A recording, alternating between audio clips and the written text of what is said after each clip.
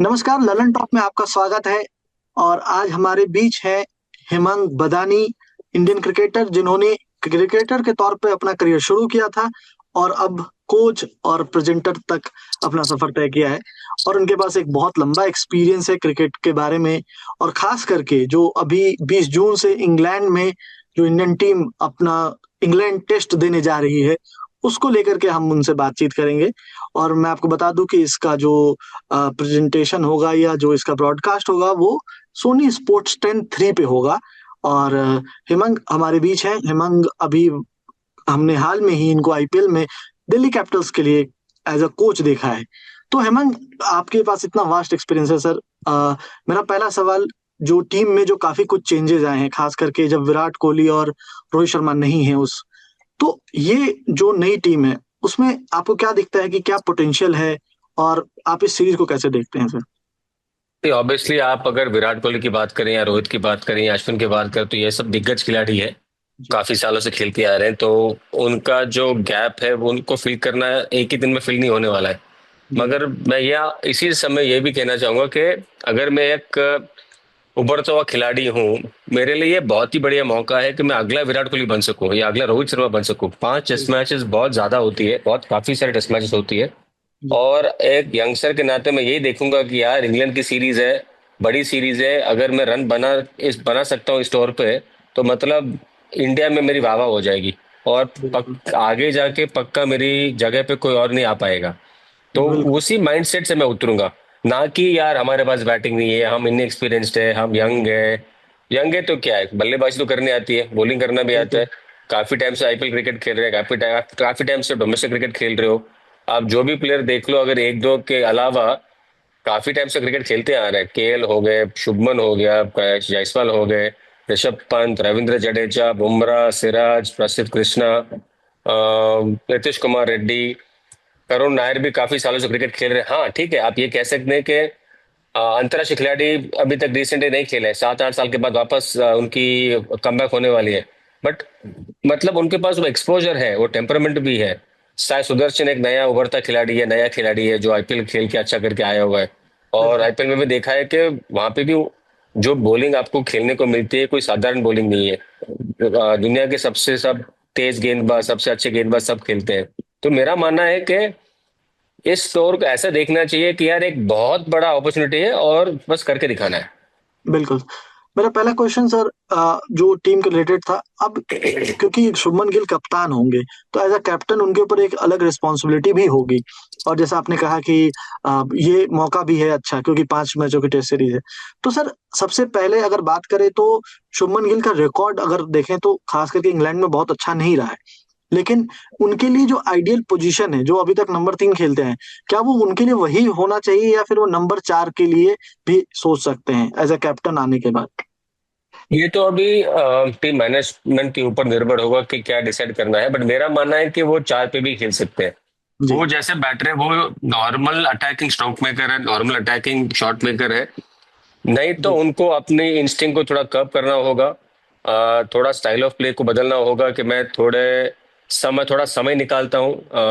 अगर नए बॉल खेलना मिलता है, पहली विकेट जल्दी गिर जाती है, तो मुझे लंच तक थोड़े आराम से खेलना है, बड़े शॉटें नहीं मारनी है। तो थोड़ा स्टाइल ऑफ क्रिकेट थोड़ा चेंज करना पड़ेगा। जी। नहीं तो अगर नेचुरल इंस्टिंक्ट से खेलना है, नेचुरल बैट्समैनशिप करनी है, तो 4 नंबर पे भी खेल सकते हैं। 3 नंबर पे शायद साई को भी खिला सकते हैं, 3 नंबर पे आप करुण नायर को भी खिला बिल्कुल। सकते हैं। तो वो ऑप्शन भी है उनके पास। बट जो भी हो, आपको क्लियर होना पड़ेगा कि यार ये प्लान के हम इसके साथ हम आगे निकल रहे हैं। ऐसा नहीं होना चाहिए कि अगर पहले मैच पे फिर 3 में उतर गए, फिर अगले मैच में 4 पे चले गए। थोड़ा बिल्कुल। क्लियर कट होना चाहिए कि भाई अगले 5 टेस्ट मैच में मैं ये खेलने वाला हूँ, और हम्म। आगे जाके ये मेरा नंबर होना है, क्योंकि अभी कप्तान उनके हाथ में है।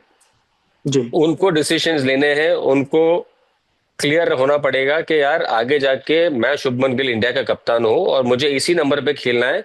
चाहे मैं इंडिया में खेल रहा हूं, इंडिया के बाहर खेल रहा हूं, जो भी हो ये मेरा नंबर है। वो क्लियर कट डिसीजन लेके अभी उतरना है। सर अभी आपने करुण नायर का नाम लिया, उनके बारे में आपने शुरुआत में भी बात की थी। तो आपके हिसाब से सर करुण नायर जो है वो नंबर 4 के पोजीशन पे, क्या मतलब वो क्योंकि एक्सपीरियंस भी है उनके पास, और वो लेके आते हैं सात, भले ही वो 7 साल बाद आ रहे हैं बट लगातार अच्छे नॉक में हैं, अभी आकर के डबल हंड्रेड उन्होंने अनऑफिशियल टेस्ट में किया, तो क्या उस हिसाब से आपको लगता है कि करुण नायर बेस्ट फिट है अभी नंबर 4 के लिए? 3-4 दोनों पे ठीक खेलते हैं, स्पिन भी अच्छा खेलते हैं, नया बॉल भी अच्छा खेलते हैं। जी उनके साथ मैंने काफी समय बिताया अभी हाल ही में 2-3 महीने। जी तो बिल्कुल। ये देखने को मिला कि हाँ, हम प्रैक्टिस कर रहे थे T20 के लिए, मगर उनकी जो टेक्निक था, उनका जो माइंडसेट था, उनका जो टेम्परामेंट था, वो एकदम सही बैठता है 4 डे फॉर्मेट के लिए। जी अच्छी तरह से बॉल छोड़ते हैं, ऑफ स्टंप कहाँ है उनको पता है। जी जल्दबाजी नहीं करने को देखते हैं, उनको ये नहीं लगता है कि मैं 100 रन 90 बॉल में कर दूं या 100 बॉल में कर दूं, 200 रन पे बिल्कुल। भी मैं 100 रन बना सकता हूँ, मुझे कोई जल्दबाजी नहीं है। मतलब जी थोड़े ओल्ड स्कूल के बैट्समैनशिप है, जैसे वो हो गए या KL राहुल हो गए।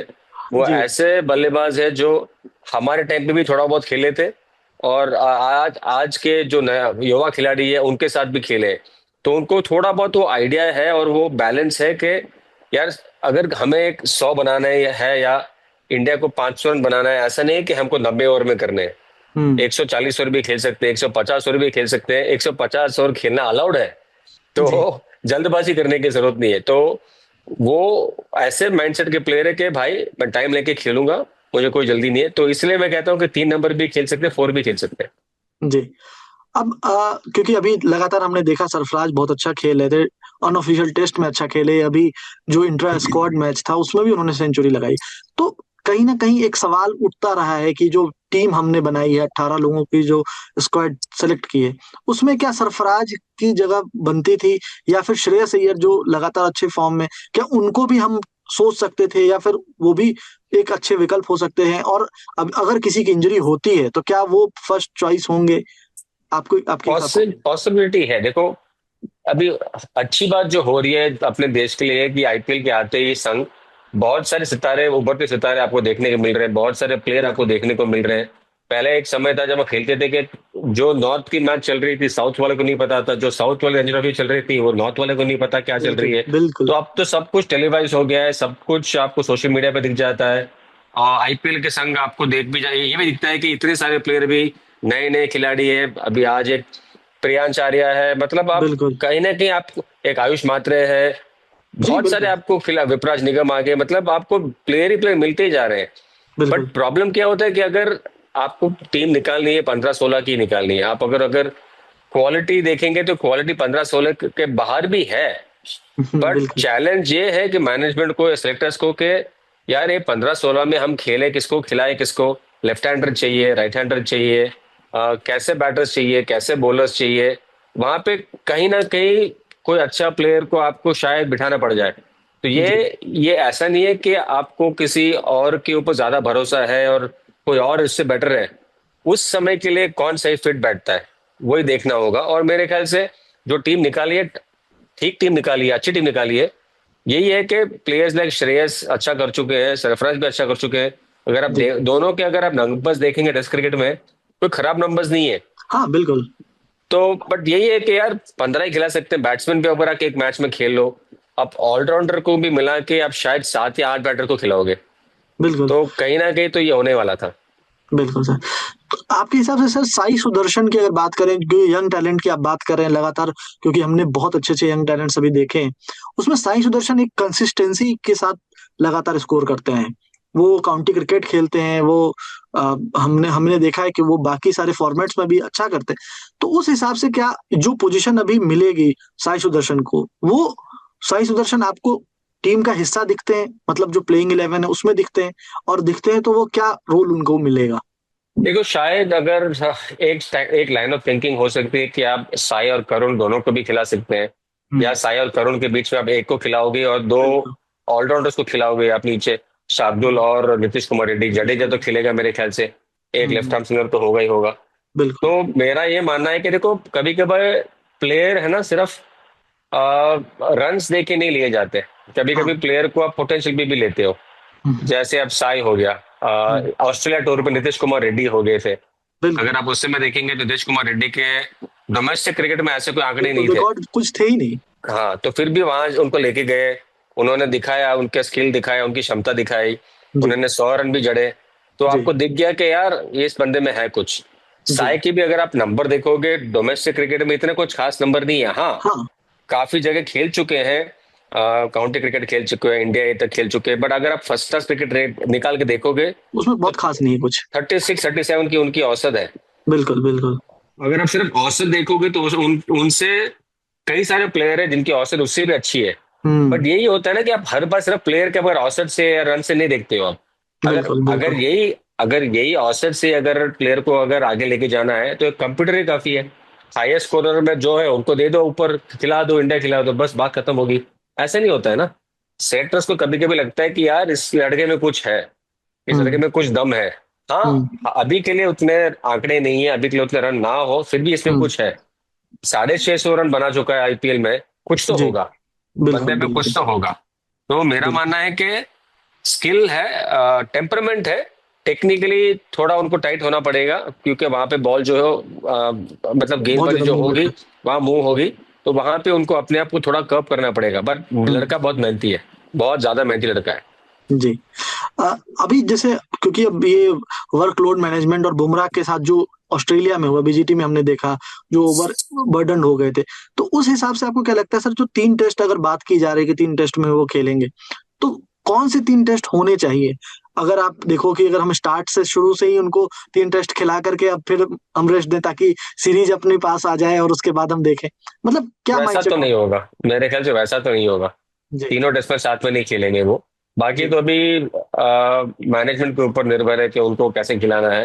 मगर ये मैं कह सकता हूँ कि वो तीनों साथ में नहीं खेलेंगे। तीनों साथ में नहीं खेले, और मतलब उनको एक और के बाद ब्रेक और फिर उसके बाद थर्ड, फिर ब्रेक, दो फिर भी साथ। फिफ्थ, ऐसा। देखो, आप अगर देखोगे जैसे शेड्यूलिंग है, एक के बाद ऐसे भी काफी बड़ी ब्रेक है। ब्रेक है एक बहुत लंबी। एक टेस्ट मैच के बाद, मेरे पहली टेस्ट मैच के बाद मेरे ख्याल से 6 7 दिन की ब्रेक है। बिल्कुल बिल्कुल। तो आपको वहां पे उनको ब्रेक देने की जरूरत नहीं है, आप एक और दो दोनों साथ में खिला सकते हो। जी। उसके बाद जाके देखना पड़ेगा कि जब 3 3 दिन की गैप आ रही है, 4 दिन का गैप हाँ। आ रहा है, तो तब वो। बुमराह की बॉडी कैसे होल्ड कर रही है, बुमराह की बॉडी कैसे रिएक्ट कर रही है। जो टेस्ट मैच अभी हाल ही में खेली गई थी, उन्होंने कितनी बॉल डाली है उस टेस्ट मैच में, अगर बहुत ज्यादा डाल दी है तो क्या उसको ब्रेक दे दे उनको। तो वो सब डिसीजन मतलब बाद में लिया जाएगा, बट मेरा मानना है कि तीनों साथ में नहीं खेलेंगे। सर मैं ये बोल रहा था कि आइडियल बॉलिंग लाइनअप की अगर मैं बात करूं, तो आइडियल बॉलिंग लाइनअप क्या होनी चाहिए? क्योंकि जिस तरह कंडीशंस वहां हैं, और अगर हम बात करें लीड्स टेस्ट में लास्ट टाइम जो हुआ था, मतलब 78 रन पे ऑल आउट हो गए थे, तो वो सब देखते हुए हम ओवरकास्ट कंडीशन और सब कुछ बाकी, तो क्या आइडियल जो बॉलिंग यूनिट है अगर उसकी बात करें, तो क्या आपके हिसाब से होंगे? मेरा मानना होगा कि बुमराह के साथ सिराज डालेंगे। सिराज के साथ हाल ही में जो टीम ली है उनमें उनमें से अगर आप मुझसे पूछोगे तो मैं बोलूंगा प्रसिद्ध कृष्णा। जी। बहुत अच्छा डाल रहे हैं गेंदबाज, और उनकी लेंथ और लाइन भी अच्छी है, बाउंस भी है उनके पास। जी। तो वो होंगे मेरे थर्ड सीमर। जडेजा जी। होंगे एक स्पिन ऑप्शन। और अगर एक ही साई और करुण के बीच में अगर आप एक ही को खिला रहे हो, जी। तो आप नीतीश और शार्दुल दोनों को खिला सकते हो। दोनों ओके। की पॉसिबिलिटी है, तो ये 6 बिल्कुल। बॉलिंग ऑप्शन हो सकता है। नहीं हम्म। तो आप अगर साई और करुण को दोनों खिला रहे हैं, तो आपको शार्दुल और नीतीश में से एक को लेना पड़ेगा। और अभी की ये आपके हिसाब से दोनों में से कौन अभी फर्स्ट चॉइस होने चाहिए? क्योंकि शार्दुल के पास वो एक्सपीरियंस है, लेकिन नीतीश को हमने देखा था वहां पे कि ऑस्ट्रेलिया अगर में आकर के किस तरह से अगर खेला। आप एक एक्स्ट्रा बैट के जा रहे हो, तो मेरा हम्म। मानना है कि आप शार्दुल से खेलिए, वो बेटर बॉलर है। और हम्म। अगर आपको लग रहा है कि आपको बैटिंग और स्ट्रेंथन करनी है, आपको लग रहा है कि इन विकेटों पे थोड़ा बैटिंग को और डीप लेके जाना पड़ेगा, तो नीतीश बेटर बैटर है, तो ऐसे तो अगर सिंपल। शार्दुल की बात करें सर, तो अभी इंट्रा स्क्वाड में उन्होंने सेंचुरी लगा दी है, और मतलब रिकॉर्ड भी पिछला उनका कुछ खास ही है भाई, आप जो। इंट्रा स्क्वाड में सेंचुरी बोल रहे हैं, मैं आपकी बात मानता हूँ। मगर एक बंदा बीजीटी में 100 मार के आया है, हाँ, ये बात 60 तो टेस्ट सीरीज में वो 100 मार के आया है, तो अभी आप बिल्कुल। उसको मद्देनजर भी तो नहीं रख सकते। जी बिल्कुल। तो उस हिसाब से आपको अगर बैटिंग चाहिए तो। आप अपनी जगह सही हो, मगर मेरा मानना है कि अभी ये एंड ऑफ द डे अगर आपको एक्स्ट्रा बैटर चाहिए, नीतीश कुमार रेड्डी ऑप्शन है, एक्स्ट्रा जी। बॉलर चाहिए, शार्दुल बेटर बॉलिंग ऑप्शन है। जी। Thank you sir. थैंक बहुत यू। बहुत धन्यवाद आपका। हमारे साथ इस इंटरव्यू में आज थे हेमंग बदानी। आपने सुना उनको कि उन्होंने क्या कहा है, और खास करके जो टीम यंग टीम है, उनके पास एक मौका है। जो सबसे बड़ी बात जो उन्होंने कही कि मौका है वो कुछ प्रूव करने का, क्योंकि 17 साल हो गए हैं जब लास्ट टाइम इंडिया इंग्लैंड में जाकर के टेस्ट सीरीज जीती थी, और हमें पता है कि वहां क्या होता है। इस हिसाब से मुझे लगता है कि इस बार बहुत अच्छा मौका है कि इंडिया टीम अपने आप को प्रूव करे और अपने आप को दिखाए कि हम वहां जाकर के जीत सकते हैं। और बहुत बहुत थैंक यू हेमंत सर, आपने समय दिया ललन टॉप को। और थैंक यू। बाकी जो इस सीरीज की बात करूं तो 20 जून से ये सीरीज शुरू हो रही है, और इसका जो ब्रॉडकास्ट होगा वो सोनी स्पोर्ट्स 10 3 पे होगा, जिसमें हम हिंदी ब्रॉडकास्ट सुन सकते हैं। बहुत बहुत धन्यवाद सोनी की टीम का भी।